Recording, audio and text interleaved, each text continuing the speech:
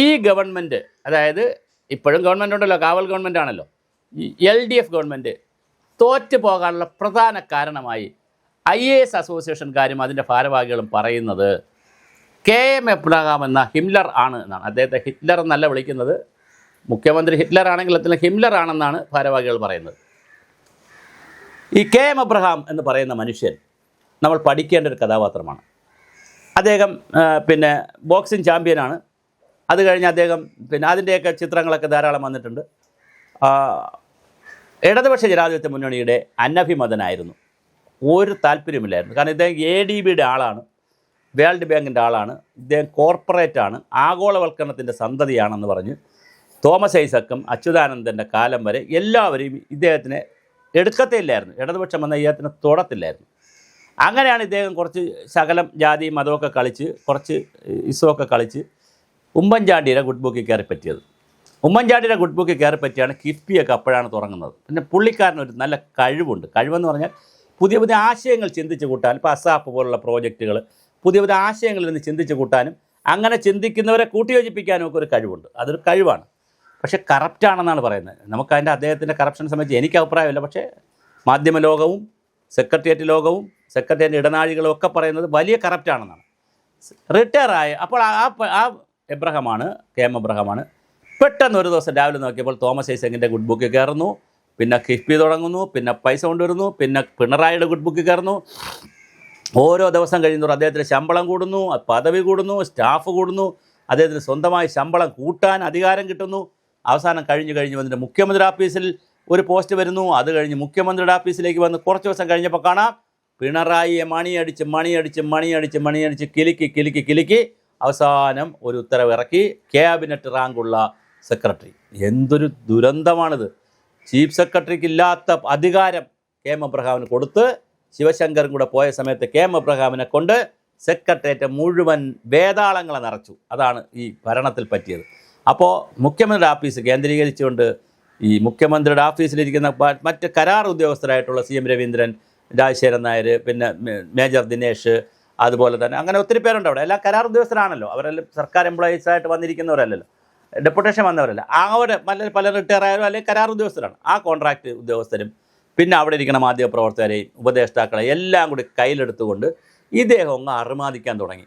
എന്നിട്ട് എന്ത് ചെയ്യാൻ തുടങ്ങി? വേതാളങ്ങളെ വളർത്തി. അങ്ങനെ സെക്രട്ടേറിയറ്റിന് ചുറ്റും ചില പറമ്പിലൊക്കെ കയറിയ എലികളെ കാരണം അങ്ങോട്ടും ഇങ്ങോട്ട് പോകാൻ പറ്റത്തില്ല. ഭയങ്കര എലി ബഹളമാണ് എന്ന് പറഞ്ഞാൽ വേതാള കഥകളായി അവിടെ. ഈ വേതാളങ്ങളിൽ ഇദ്ദേഹമായിരുന്നു ചാമ്പ്യൻ. അങ്ങനെ എല്ലാവരും കൂടി എന്ത് ചെയ്യാൻ തുടങ്ങി? സെക്രട്ടേറിയറ്റിൽ മുഖ്യമന്ത്രിയുടെ ചുറ്റും നിന്ന് വേതാള കഥകളും വാഴ്ത്തുപാട്ടുകളും അവദാനങ്ങളും ഒക്കെ പാടാൻ തുടങ്ങി. അങ്ങനെ അതിൽ വീണുപോയി പിണറായി വിജയൻ എന്ന് പറയുന്ന മുഖ്യമന്ത്രി. അവസാനം അതുകൊണ്ട് അദ്ദേഹത്തിന് ഒരു ഗുഡ് ഗവേണൻസ് നടത്താൻ കഴിഞ്ഞില്ല, നല്ലൊരു ഭരണം നടത്താൻ കഴിഞ്ഞില്ല.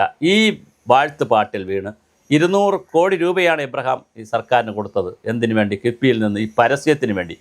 അതിൽ വലിയ പരസ്യമെല്ലാം കൊടുത്ത് ഈ ഞാൻ കേമനാണ്, ഞാനല്ലാതെ മറ്റാരുണ്ട്, എന്നെ നോക്കൂ, എന്നോട് പറയൂ, എന്നോട് ചിരിക്കൂ, ഞാൻ എന്ന് പറഞ്ഞ് കംപ്ലീറ്റ് പിണറായിക്ക് ചുറ്റും നിന്ന് തീയിട്ടു. ഈ കുളിരത്തിട്ടാൽ നല്ല സുഖമല്ലേ, അത് കായാലോ. അങ്ങനെ നല്ല കുളിരത്ത് തീയിട്ട് പിണറായി ചുറ്റും നിന്ന് ഈ ചേട്ടന്മാരെല്ലാം കൂടി ഒരു വലിയ കോക്കസ്, റിട്ടയറായ കുറേ IASകാരും IPSകാരും അങ്ങനെ വലിയൊരു ടീം ഇങ്ങനെ വന്ന് കേരളത്തിലെ മുഖ്യമന്ത്രിയെ കുഴച്ചു എന്നാണ് IAS ഓഫീസർ അസോസിയേഷൻ്റെ ഭാരവാഹികൾ പറയുന്നത്. എനിക്ക് അങ്ങനെ അഭിപ്രായം, കാരണം എനിക്ക് ഡയറക്റ്റ് ഇവരാരെയും അറിയത്തില്ല. ഈ ഇബ്രഹാമിനെ അറിയാം, മറ്റുള്ളവരെ അറിയാം എന്നുള്ളതല്ലാതെ അവരുടെ ഒരു അഭിപ്രായമായി പുറത്ത് വന്നിട്ടുണ്ട്. ഇദ്ദേഹം വലിയ തോതിലാണ് സർക്കാരിനെ 4 ലക്ഷം കോടി രൂപയാണ് കഴിഞ്ഞ 50 വർഷം കൊണ്ട് 1 ലക്ഷം കോടി രൂപ കടത്തിൽ കിടന്ന കേരളത്തെ 4 ലക്ഷം കോടി രൂപ കടത്തിലാക്കി ഒരു കാരണവശാലും രക്ഷപ്പെടാത്ത രീതിയിൽ മുച്ചൂടും മുടിച്ച് കിഫ്ബി എന്ന് പറഞ്ഞൊരു പ്രോജക്റ്റും കൊണ്ടുവന്ന് അടിസ്ഥാന വികസന, പശ്ചാത്തല വികസന സൗകര്യം എന്നൊക്കെ പറഞ്ഞ് വലിയ കുഴപ്പം കേരളത്തിൽ കാണിച്ച് അവസാനം കടത്തിന്മേൽ കടവും മുച്ചൂടും മുടിക്കുന്നൊരു സംസ്ഥാനമാക്കി എബ്രഹാം കേരളത്തിനെ മാറ്റുമ്പോൾ, അല്ലെങ്കിൽ എബ്രഹാമാദികൾ കേരളത്തെ മാറ്റുമ്പോൾ ലക്ഷക്കണക്കിന് രൂപ എഴുതിയെടുക്കുകയും ചെയ്തുകൊണ്ട് കേരളത്തെ മുടിയനായ പുത്രന്മാരുടെ ഒരു കഥ നാളെ എഴുതുകയാണെങ്കിൽ ഈ ടീമിൻ്റെ എല്ലാം പേരെഴുതേണ്ടി വരും എന്നാണ് ഞാൻ പറയുന്നതല്ല. IAS അസോസിയേഷനും ബന്ധപ്പെട്ട മറ്റ് ഇപ്പോൾ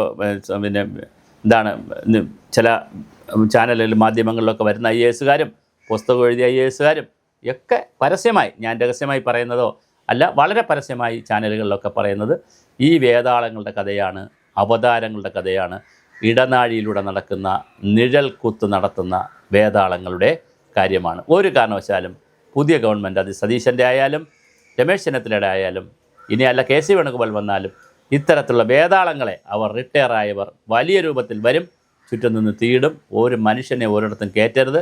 അങ്ങനെ കയറ്റിയാൽ തീർച്ചയായിട്ടും പിണറായിക്ക് സംഭവിച്ചതിനേക്കാൾ വലിയ അപകടമായിരിക്കും പുതിയ ആളുകൾക്കും വരാൻ പോകുന്നത്. അതിലേക്ക് വരാതിരിക്കട്ടെ.